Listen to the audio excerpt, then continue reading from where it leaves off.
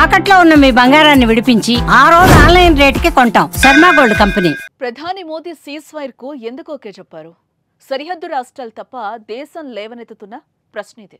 యుద్ధం మిగిల్చే నష్టాలు తెలియక మోదీ యుద్ధం ఎందుకు చేయలేదు? మోదీ వెనక్కు తగ్గడానికి కారణం ఏంటి? పాకిస్తాన్కు తగిన బుద్ధి చెప్పలేకపోయామన్నట్టు మాట్లాడుతున్నారు. దేశం మొత్తం యుద్ధం కోరుకుంటే మోదీ ఆగడానికి కారణం ఏంటో తెలుసుకునే ముందు భారత ఆర్మీ మాజీ చీఫ్ జనరల్ మనోజ్ నరవణే మాట్లాడిన మాటలు ఒకసారి వినండి. War is not romantic. It is not your Bollywood movie. It is very serious business.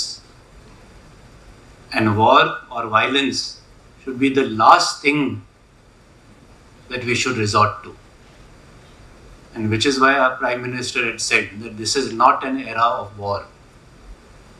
Although wars will be forced upon us by unwise people, but war should not be what you cheer for. Again, people are asking that why did we not go for all-out war? But as a military man, if ordered, I will go to war. But that will not be my first choice. My first choice will always be diplomacy. How to settle differences through dialogue and not let it reach the stage of armed conflict. యుద్ధం మిగిల్చే నష్టంలో మాజీ army chief క్లియర్గా చెప్పారు కదా. ఆయన మాటలు 100% నిజం. యుద్ధం అంటే బాలీవుడ్ సినిమా ఏం కాదు. అది ఎన్నో కన్నీటి కథలకు సాక్ష్యం. దేశభక్తితో పాకిస్తాన్ చేసిన పనికి మనం మరుగుతున్న రక్తం యుద్ధం చేయమని కోరడం తప్పేం కాదు. కానీ మనం యుద్ధం చేయాల్సింది నీతి, మానవత్వం మచ్చుకైనా లేని పాకిస్తాన్తో. పహల్గాంలో మన అమాయకుల ప్రాణం తీసినందుకు మనం ఉగ్రవాదులను మట్టుబెడితే మన ప్రజలపై తూటాలను పంపింది. సరిహద్దు గ్రామాల్లో మిస్సైల్స్ను వదిలింది. డ్రోన్లతో బాంబులు వేయడానికి ప్రయత్నించింది. పదే పదే జనాలపై దాడులు చేశారు. పాక్ కాల్పుల్లో సరిహద్దుల్లోని అమాయక ప్రజలు చనిపోయారు. చనిపోయిన వారిలో అన్యం పుణ్యం ఎరగని పసివాళ్లు ఉన్నారు. 19 రోజులు వారికి నిద్రాహారాలు లేవు. ప్రతిరోజు భయం. అయిన వారిని కోల్పోతామనే దిగులు. మనం వారికంటే గట్టిగా కొట్టగలం. పాక్ ప్రజల ప్రాణాలు తీయాలంటే భారత్కి చిటికెలో పని. కానీ భారత సంస్కారం అది కాదే. కేవలం వారి ఆస్తులు, మనపై దాడి చేస్తున్న మిలిటరీ స్థావరాలపైనే ఫోకస్ చేశాం.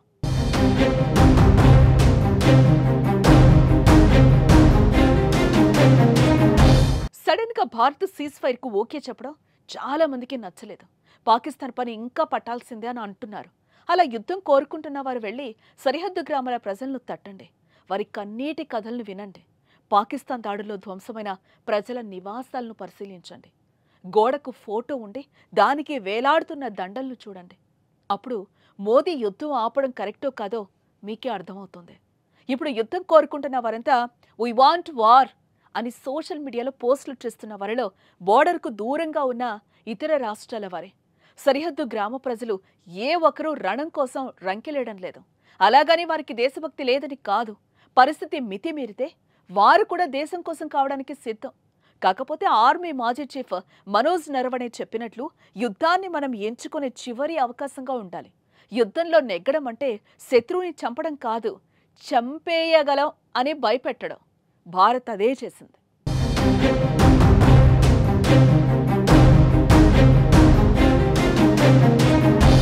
మనం తలుచుకుంటే పాకిస్తాన్ ప్రపంచ పటంలో ఉండదు. ఆ విషయం కూడా మనకు తెలుసు. కానీ యుద్ధం అంటే ఆషామాషి కాదు. ఎదుటోడిని 4 దెబ్బలు కొట్టే క్రమంలో మనం కూడా ఒక దెబ్బ తినొచ్చు. అందుకు ఎప్పుడు ఆపాలో అప్పుడే యుద్ధాన్ని ఆపారు మోదీ.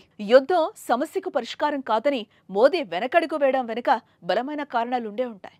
అమెరికా చెబితే ఇండియా తగ్గుతుందనుకుంటే అది పొరపాటే. మనకు కలుగుతున్న నష్టాలు ఆలోచించవచ్చు. పోతున్న సామాన్యుల ప్రాణాలు, సైనికుల వీరమరణాలు కావచ్చు.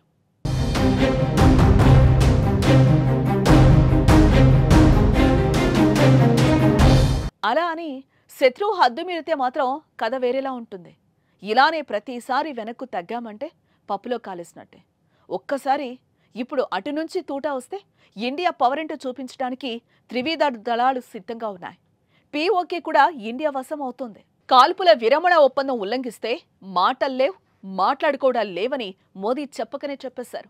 ప్రధాని వార్నింగ్కి పాకిస్తాన్ పోసుకుంటోంది. అందుకే 20 రోజులుగా కవ్వించే పాక్ తుపాకులు మోదీ వార్నింగ్ నుంచి మూసుకొనున్నాయి. మరి యుద్ధం ఆపడంపై మీ కామెంట్ ఏంటో చెప్పండి.